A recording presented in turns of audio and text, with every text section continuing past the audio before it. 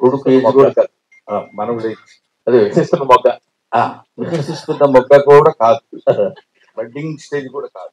ఎందుకంటే ఇప్పుడు ఈ ఈ ఓల్డ్ ఏజ్ క్యారెక్టర్స్ డీల్ చేయడం అనేది it's not that easy. First point, ఆ ఏజ్ తగ్గిన, లేకపోతే ఆ ఏజ్ ని అర్థం చేసుకోగలిగినటువంటి మెంటల్ మెచ్యూరిటీ ఉన్నవాళ్ళు మాత్రమే చేయగలరు. అయినా ఈ సినిమాలో అతను తన శక్తి మేరకు ఫాదర్ మదర్ ఎలా ఉంటారు, తాతగారు వీళ్ళు వెళ్తే ఎలా ఉంటారు, దీని ఇన్నేట్ థాట్ ఏంటంటే అలాంటి వాళ్ళకు కూడా ఆలోచనలు, డిపెండెన్స్ బాగుండాలి, అందరితో కలిసి బాగుండాలి, కలిసి బతకాలి అనే థాట్ తీసుకురావడానికి అతను చేసిన ప్రయత్నం అది. అంటే రేపు పొద్దున మీరు చెప్పిన పాయింట్స్ ఏమైనా ఉంటే నెక్స్ట్ టైం నుంచి ఏదండి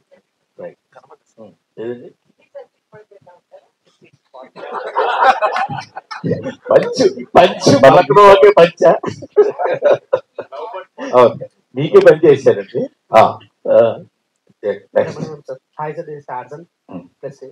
first of all thank you so much sir. ఇప్పుడున్న మా జనరేషన్ లో ఎమోషన్ ఒకటి చూపించారు, అట్ ద సేమ్ టైం ఇప్పుడున్న డబుల్ మీనింగ్ డైలాగ్స్ కి మేము ఎక్కువ నవ్వుకునే జనరేషన్ లో మీలాంటి అద్భుతమైన కామెడీ మాకు చూపించారు. Thank you so much sir. How do you feel sir ఆ కామెడీ? డైరెక్టర్ అండి, అంతా రచన అంతా రాసుకున్నవాడు అతనే పాపం. ఇందులో నేను మాత్రం మొట్టమొదటి చెప్పినప్పుడు నేను సిన్సియర్ గా చెప్పిన పాయింట్ ఏంటంటే, సాధ్యమైనంత వరకు అలాంటి వైపు వెళ్ళి ఫైట్ చేయడం కంటే మాక్సిమం మా జంజాల గారిను, లేకపోతే అప్పుడున్న మా కృష్ణారెడ్డి గారిను, లేకపోతే ఒక సత్యనారాయణ గారిను, వీళ్ళందరూ నిన్న మొన్నటి మన ఎవరు వైట్ల సినీ గారి దగ్గర వరకు మేము చేసిన కార్యక్రమాన్ని చూశారు. అవి మోతాదు మెచ్చకుండా ఉండేటట్టు చేస్తే నేను కూడా మీ దగ్గరికి రావడానికి వీలుంటుందంటే అని మొట్టమొదటి డే 1 వాళ్ళకి నేను చెప్పాను. వాళ్ళు దాని గురించి అని కాకపోయినా they came with fresh subject. తర్వాత ఇందులో చెప్పాలనుకున్న చిన్న పాయింట్ ఉంది కదా, మీ అందరికీ తెలుసు, తాళ్ళూరు రామేశ్వరి గారితో ఆ చిన్న ఓల్డ్ ఏజ్ అనుబంధం ఎలా ఉండాలి మీ దగ్గర చాలా జాగ్రత్తలు తీసుకొని చేశారు. ఇంకా కొన్ని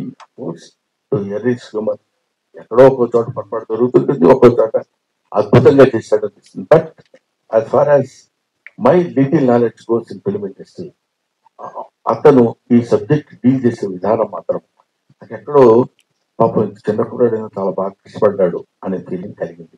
అది ప్రజల్లో కూడా కలిగిందేమో, లేకపోతే చాలా ఈ సినిమా చూస్తారు అనుకుని ఉండేవాళ్ళు. ఇప్పటి వరకు చూడగలుగుతున్నానంటే థ్యాంక్ టు ది అందులో ఉన్న with all these Fehling's I like the అంటారు, నీలో ఉన్న తప్పులన్నిటితో కలిపి నిన్ను నేను ప్రేమిస్తున్నాను అని చెప్పాను. అయితే మీ గత సినిమాలతో పోలిస్తే ఇది ఎంతవరకు సక్సెస్ అనుకుంటున్నారు మీరు బ్రహ్మాండంగా? అండ్ అంటే మీరు ఇంటర్వ్యూ కోసం అలా చెప్పారా, లేదంటే రియల్ లైఫ్ లో మీరు కూడా మీ వెనక మాట్లాడుకునే వాళ్ళు అలా ఉన్నారా? రియల్ లైఫ్ ఎవరి వెనకాలైనా ఆ చూస్తున్న వాడిని మనం తలెత్తి చూడటం సహజం. మీ లైఫ్, ఆ లైఫ్, ఇంకో వాళ్ళ లైఫ్ లో ఎవరి లైఫ్ అయినా అది అది అది వెనకాల మాట్లాడుకునే వాళ్ళు తప్పని కూడా నేను అంటలేదు sir.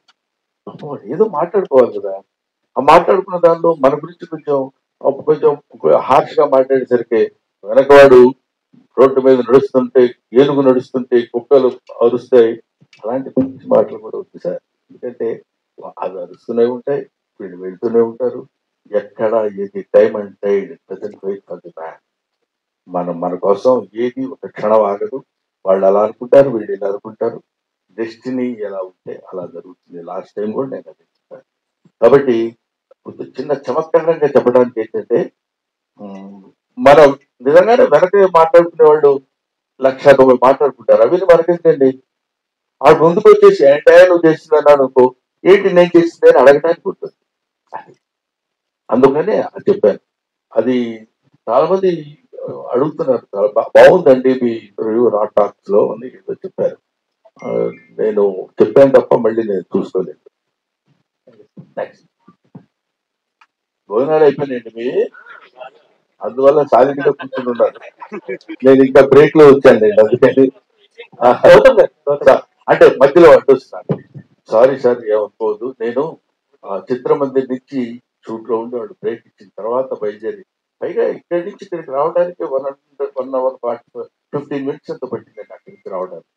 So I'm sorry for that, really I'm very sorry. Gautam garu, so me performance చాలా బాగా నచ్చింది నాకు. అంటే ఎక్కడ